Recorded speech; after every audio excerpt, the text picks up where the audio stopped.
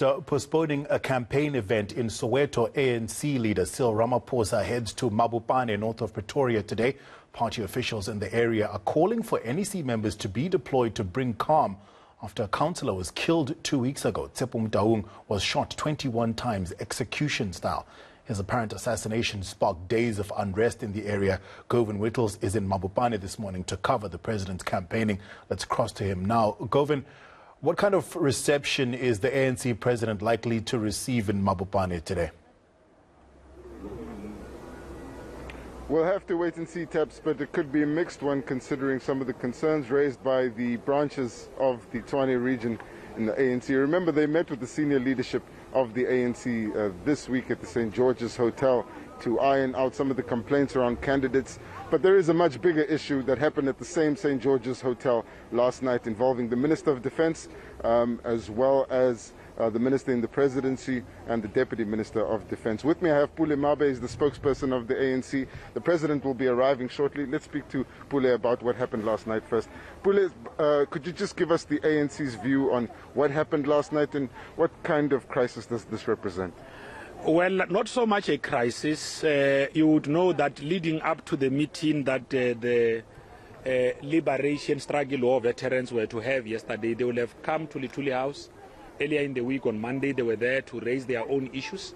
Of course, the issues that they were bringing up are matters that needed the attention of government. A facilitation was done that they will have to then go and do that kind of a presentation to government because there's a process, a task team that is being led by the Deputy President that has got to deal with the plight of military veterans who have now organized themselves under the Liberation Struggle War veterans. There was a stalemate yesterday. Comrade Mondli in his capacity as a minister in the presidency, as well as Comrade Thandi Modise in a capacity as a minister of dealing with military veterans, were to meet with them to try and see how best the issues that they were bringing forward could be addressed, but also give them feedback of the work that has been happening at that level. We would not really want to enter into matters that the government must address.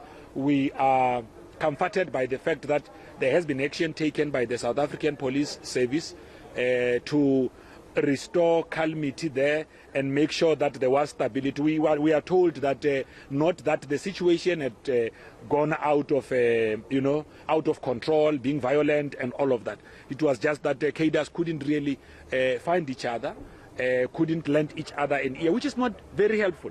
One of the things that the ANC always appeals to our people to do is to make sure that they lend an ear. They listen. I mean, if you are going to register your own concerns, deal with the plight of military veterans, you ought to listen to the work that is being done by government to resolve some of those challenges. But if you do not lend an ear, you will not be able to know and appreciate that there are interventions that are being undertaken. These military veterans were at Lituli House earlier in the week. I just wanted to get the perspective from the ANC. To which degree do you believe that this is an ANC issue, or do you believe this is a government issue? Well, it is not so much an ANC issue. We met with them and we did show them that the issues they are raising, I mean, for instance, some of the issues have got to do with special pensions. How can special pensions of military vets have to do with the African National Congress? But also, the Liberation Struggle War veterans are not just constituted by MK ex-combatants who would be part of the African National Congress. You have got soldiers, military veterans coming from Azanla. You have got others coming from APLA. This would have been representatives or ex-combatants of PAC and AZAPO, in that way that they'd organize themselves as former liberation movements. So it is not an ANC issue. Mr. Mabe, these particular individuals whom have been arrested, who belong to Azanla, AZAPO and MK, will be appearing in court at the Magistrates Court in Pretoria on Monday. Is there any intervention that you're going to try and avert them being criminally charged by the state?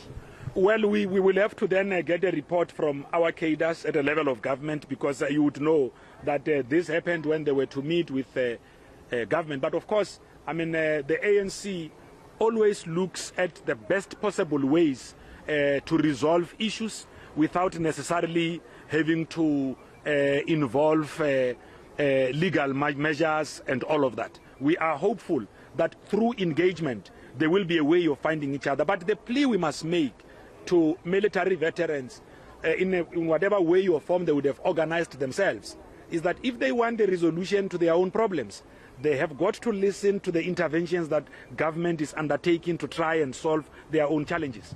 Mr. Mabe, this situation of a hostage is not new. If you remember, in 2019, in Durban, for the January 8th and launch of the manifesto of the ANC at Moses Mabhida, preceding that rally, which was addressed by the president of the ANC, Cyril Ramaphosa, the military veterans of MK held the provincial leadership of the ANC, who were at the provincial office, hostage at the time. That had been after sporadic events of MK marching down the streets in Durban demanding a better life. Could you not have averted the situation that escalated to the capture of Luthuli House and subsequently the ministers being held hostage last night?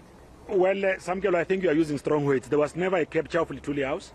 We were dealing with what was going to potentially be a health problem. I mean, you know, we are now under, we are dealing with COVID.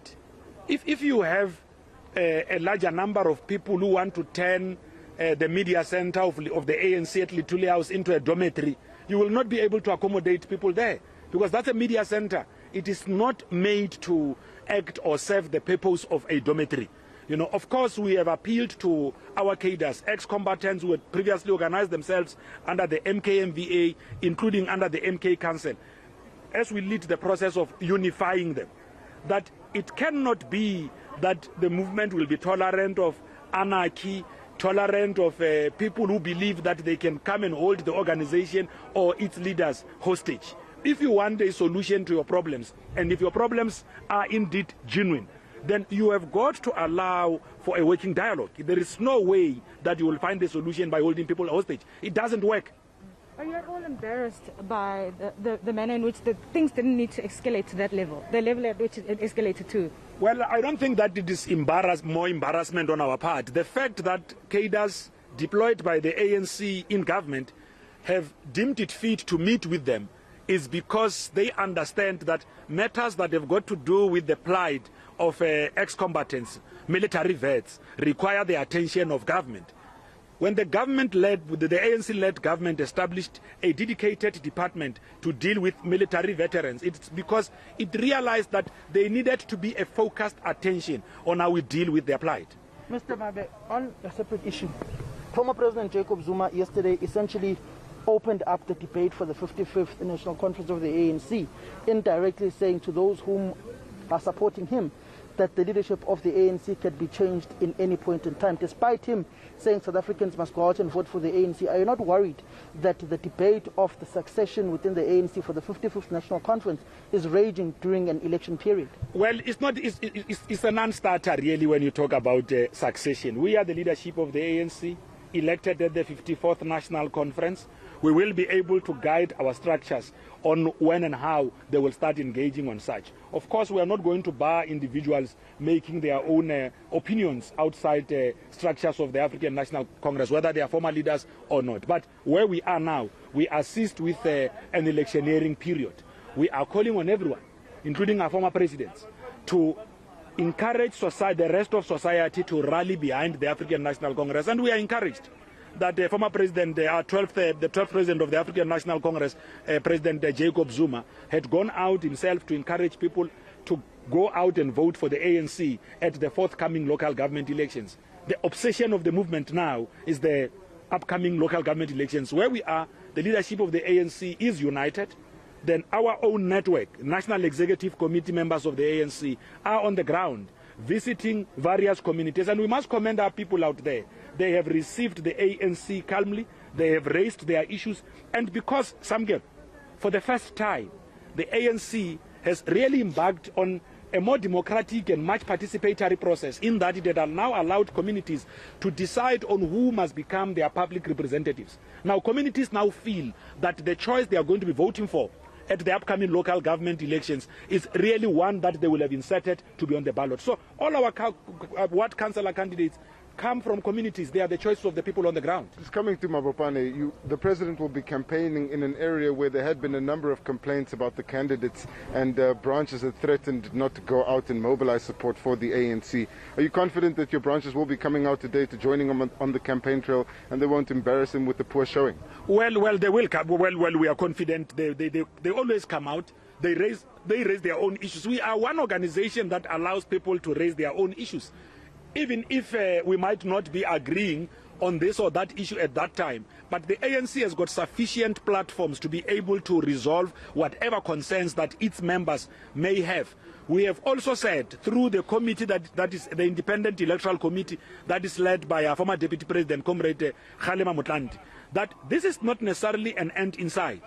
If there are issues that would still be coming up that they've got to deal with Govan's candidature, which has been contested in the community, and through adjudication of evidence, we arrive at a determination that community members were indeed correct, Govan will be removed as a councillor and will cause a by-election in that specific ward.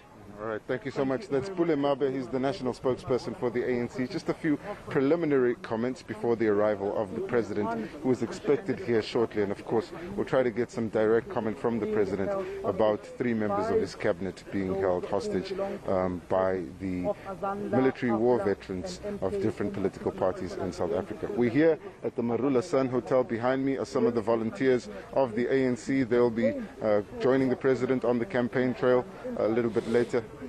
And they'll be going into areas where the ANC is facing some divisions over the candidature of different people in the wards. And now it's back to you. Thank you, Govan. Govan Whittles will stay with ANC President Cyril Ramaphosa, who will be out in Mabopane campaigning today and will be crossing to him throughout the day, so stay tuned.